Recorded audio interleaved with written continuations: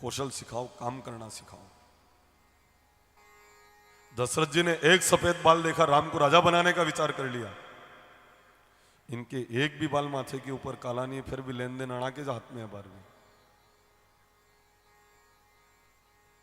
Note पहचान में भी नहीं आ रहा है, फिर भी लेन देन इनके हाथ में।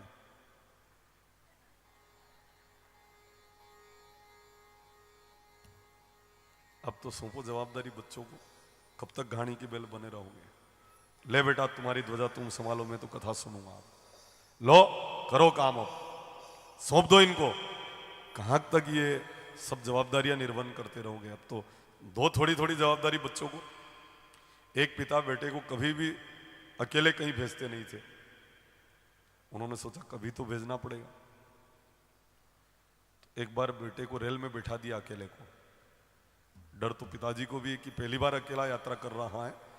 तो एक स्लिप लिखकर बेटे की जेब में रख दी कि बेटा जब भी तेरे को मेरी जरूरत पड़े और भय लगे तो ये स्लिप निकाल के देख लेना। तो जा रहे हैं, रेल चल रही है, एक व्यक्ति ने घूर कर उसको देखा।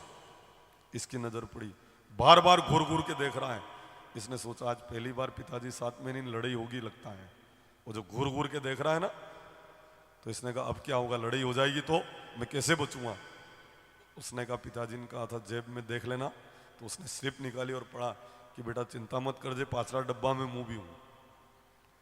फिर तो पूछो ही मत साहब आप जब पिताजी साथ में, तो फिर तो उसका जो शक्ति थी वो बढ़ जाती है और अब उसका भय समाप्त हो जाता है।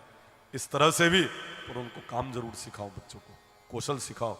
बैंक में पैसा जमा करवाने से बच्चों का भविष्य सुरक्षित नहीं है। उनको काम करना सिखाओ तो बच्चों का भविष्य सुरक्षित है। यहां वर्णन है, भगवान बछड़े चराते हैं। बसासुर नाम का राक्षस बछड़ों में आकर मिलता है, भगवान उसका वध करते हैं। बकासुर उसका भी वध करते हैं। और अब तो अघासुर अजगर के स्वरूप में था, भगवान उसका भी वध करते हैं।